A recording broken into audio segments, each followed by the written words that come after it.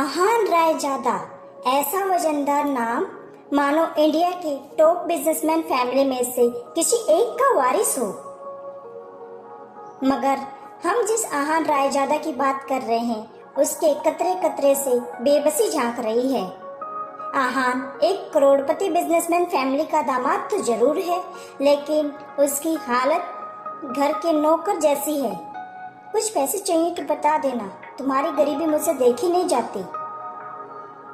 कहने को तो आहान जैसी रिच फैमिली के दामाद सड़कों पर महंगी कारें दौड़ाते हैं, महंगे क्लब में जाते थे, मगर आहान की जिंदगी में 3 ही चीजें थी। पहली चीज बेइज्जती, दूसरी चीज बहुत बेइज्जती, तीसरी चीज बहुत बहुत बहुत ज्यादा वाली बेइज्जती। और हाँ, कभी कभी वो किसी रईस को जब अपनी बीवी के साथ महंगी होटल में खाना खिलाते देखता था तो वह खुद से कहता था, एक दिन अपना भी टाइम आएगा जब मैं महंगे सूट में ऐसे किसी महंगे होटल में अपनी बीवी शनाया के जश्न के साथ खाना खिलाऊंगा, जब वो मेरे सीने से लग के एक रोमांटिक डेट पर मेरे साथ रोमांटिक कैंडल लाइट डिनर करते हुए डांस करेगी। वहाँ बैठे सारे रईसजादे सब के सब हमें ही देखेंगे। यह सब सोचते सोचते वह ख्यालों में खो जाता था। जरूर शनाया ने बर्थडे विश आहान चौंक कर उठता है। मोबाइल स्क्रीन पर देखा तो शगुन का फोन था। आहान के सारे सपने छूमंतर हो गए थे। शगुन आहान की बीवी शनाया की कजन थी, जो हमेशा ही आहान को नीचा दिखाने की कोशिश करती थी। मोबाइल की तरफ देखकर आहान ने थोड़ा सा मुंह बनाया और फिर कुछ सोचकर फोन उठा लिया। मेरे प्यारे जीजाजी, फोन क्यों नहीं उठाते हो आप? अच्छा छोड़िए, आप एक काम कीजिए, साउथ पैलेस में मेरा एक नेकलेस पड़ा है, मैंने ओनर को कॉल कर दिया है। वहाँ जाकर नेकलेस कलेक्ट करके आ जाइए, मेरे घर पे आ जाइएगा। शगुन, मुझे बैंक जाना है। ये बैंक जाने का तेवर ना किसी और को दिखाइएगा जीजा जी। वैसे भी आपको हमारे फैमिली के टुकड़ों पर ही पलना है ना? तो जितना काम कहा जा रहा है उतना कीजिए। और हाँ, नेकलेस के साथ में ओनर आपको 30,000 रुपये भी देगा, वो लेकर मेरे घर पर आ जाइएगा। 30,000 रुपये में से 1 रुपया भी कम नहीं होना चाहिए, समझे ना? देखो शगुन, आज तक मैंने कभी चोरी नहीं की। अगर मुझ पे इतना ही डाउट है तो किसी नौकर को भेजकर करवा लो एक काम। क्या है ना, बहस करने की यार ज्यादा आपको है नहीं। जितना काम कहा जाए उतना ही कीजिए। 1 घंटे के अंदर नेकलेस और पैसे लेकर मेरे घर आ जाइएगा। और मैं फिर से कह रही हूँ, 30,000 रुपये में से 1 भी रुपया कम नहीं होना चाहिए। बाय। अरे ये दीदी को बुलाओ यार। ऐसा बोलकर शगुन फोन कट कर देती है। जल्दी आहान फ्रेश होकर बाथरूम से बाहर आया और जल्दबाजी में अपनी अलमारी की तरफ बढ़ा, जिसमें 2 जोड़ी कपड़े पुराने रखे थे। उनमें से जो सबसे साफ कपड़े थे, आहान ने उसे पहनने के लिए चुना। तैयार होकर वो बाहर निकला। जैसे ही सामने देखा, उसकी सास यामिनी गिल अपनी कुछ सहेलियों के साथ पार्टी में व्यस्त थी। तभी उनमें से उसकी एक सहेली ने उसकी तरफ देखकर कहा, यामिनी, ये देखो ना, यहाँ आते आते मेरा बेल्ट टूट गया चप्पल का। अब मैं घर कैसे जाऊंगी? इसमें टेंशन लेने वाली कौन सी बात है? तुम पार्टी एंजॉय करो, मैं नौकर से कहकर ठीक करवा देती हूँ। ना ना, मैं नौकरों पर भरोसा नहीं करती हूँ। मेरी चप्पल महंगी है, एक बार टूट गई चप्पल तो मैं कभी दोबारा पहनती नहीं हूँ, लेकिन क्या करूँ, घर भी तो जाना है ना। आहान उस तरफ से निकला ही था जब यामिनी की नज़र उस पर गई। डोंट वरी, नौकर नहीं है, नौकर के जैसा है।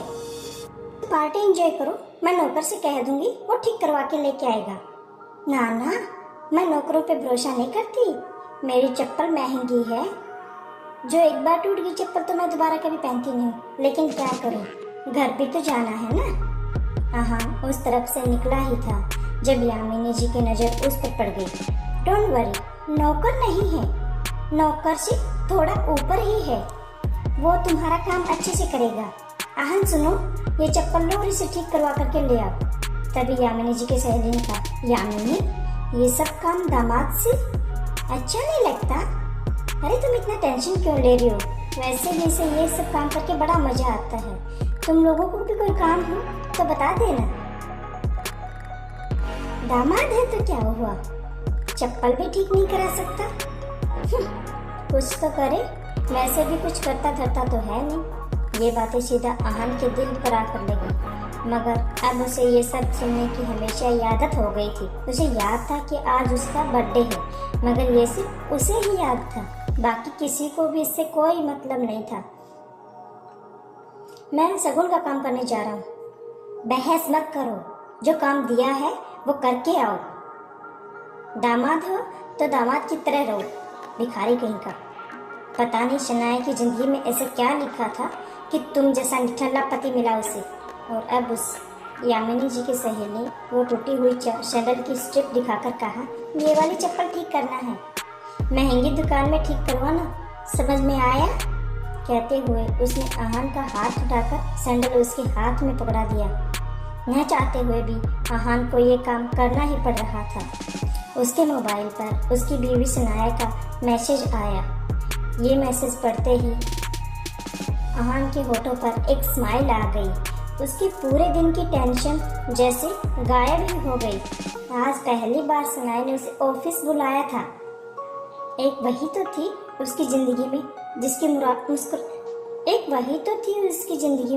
जिसकी मुस्कुराहट देखकर वह जिंदा रह रहा था। सनाया का चेहरा देखे बिना आहान को चैन नहीं मिलता था, और उसके बस में होता तो सनाया की हर खुशी के लिए वो खुद को लाखों बार कुर्बान कर देता।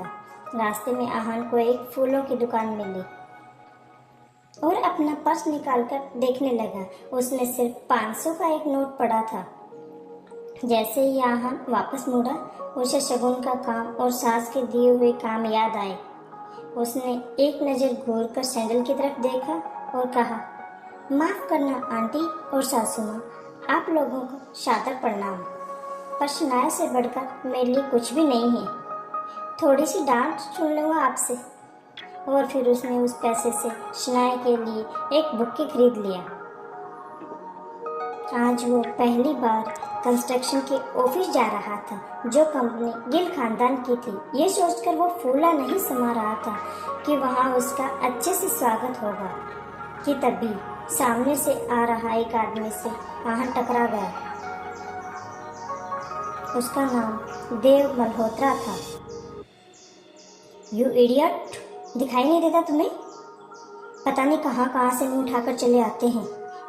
इस ऑफिस में तुम्हारे खड़े होने की औकात नहीं है और ऐसे टहल रहे हो जैसे तुम्हारे दादाजी का घर है। कौन हो तुम? शायद देव मल्होत्रा ने भी उसके बदरंग कपड़ों से उसे नौकर या ऑफिस बॉय समझ लिया था। मल्होत्रा ने एक नीचे पड़े हुए बुक्के को देखा और उसे पैरों तले कुचल के बाहर चला गया। आहान अपना सर झुकाए उस बुक्के की तरफ देखे जा रहा था। उधर शनाया अंदर से यह नज़ारा देख रही थी। तभी आहान की नज़र शनाया पर पड़ी तो एक पल के लिए वह अपनी बेइज्जती भूल गया और वो शनाया के केबिन में दाखिल हो गया। वह शनाया की तरफ बढ़ा। अब जाने भी दो शनाया, जो हुआ मेरे साथ हुआ। तुम इतना टेंशन क्यों ले रही हो? जो बात गई वो बात गई। तभी शनाया चीखते हुए बोली, दूर हटिए आप मुझसे, दूर हटिए। आप चले क्यों नहीं जाते मेरी जिंदगी से? नर्क बना रखी है मेरी जिंदगी। आहान को एकदम से झटका सा लगा। वो खुले मुंह से शनाया की तरफ देखता रह गया। तभी शनाया आगे बोली, पता नहीं कौन से पापों की सजा मिल रही है मुझे। आप चाहते क्या? पापा ने हम दोनों की शादी जबरदस्ती करवाई, वरना आप तो कभी मेरे लायक थे ही नहीं। और आज भी मुझे आपको पति कहते हुए शर्म आती है। अरे यार, कोई ड्राइवर नहीं था इसलिए आपको बुला लिया। मुझे क्या पता था कि मेरा पति इस काम में भी लायक नहीं है। यहाँ आकर आपने मेरे सबसे पुराने क्लाइंट मिस्टर मल्होत्रा को नाराज कर दिया है। अब कैसे होगा काम? आंखों में आंसू लिए शनाया ने आगे कहा, मैं जहाँ पर भी जाती हूँ आप मुझे बेइज्जती के सिवा कुछ दे भी नहीं सकती। सिर्फ एक बदनुमा धब्बा बनकर रह गई है मेरी जिंदगी पर। इतना कहकर शनाया कैबिन के बाहर निकल गई।